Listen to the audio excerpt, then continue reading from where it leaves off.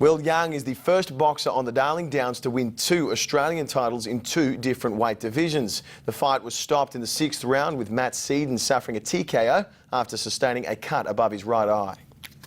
Heading into the bout, Will Young had never beaten Matt Seaton in their 2 previous encounters. So whilst the fight was for an Australian title, it was also an opportunity for Young to get the monkey off his back. I didn't want to think about it too much before this fight, but I knew I was the better fighter. I've improved so much. It's been 2 years since we've fought, and I think a lot of people forgot that. Will controlled the fight and was frustrating Seaton as he wasn't able to land punches. When Young cut Seaton in the 2nd round, he knew it was a strong blow. I knew when I landed the punch, it was a little short left hook, and I felt it.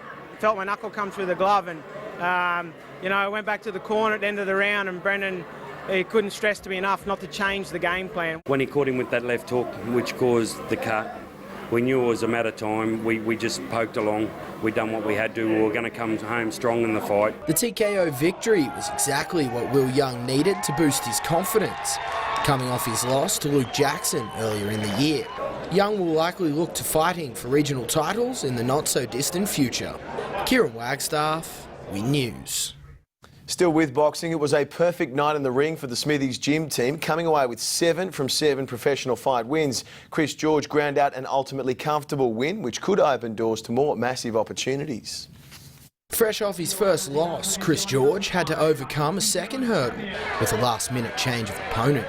Fighting up in weight meant George would be the smaller boxer and forced to fight smarter. I really enjoyed that fight, went out there and did what I planned on doing, going out, just took it as it came, and he was a great defensive fighter. The unanimous decision points win does wonders for George, who's constantly searching for big fights. We've been looking for big things all the time, and it's really hard to get the fights. When if you knock people out, people don't want to fight you, So I'm always looking, I'm always open for any fights. One name being thrown around is the undefeated Jeff Horn.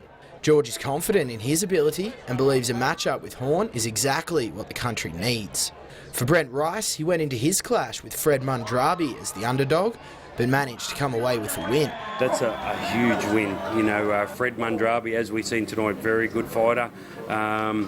Brent really boxed well, mate. He done what he had to do to win the fight. He didn't take any risks. In the battle of the big man, Herman Eni Purcell scored a unanimous decision win. Both heavyweights traded some big punches, but struggled to drop their opponent. Big things are around the corner for Smithys gym boxers, and a number of titles could be on the line come March next year. Kieran Wagstaff, Win News. The race that stops the nation.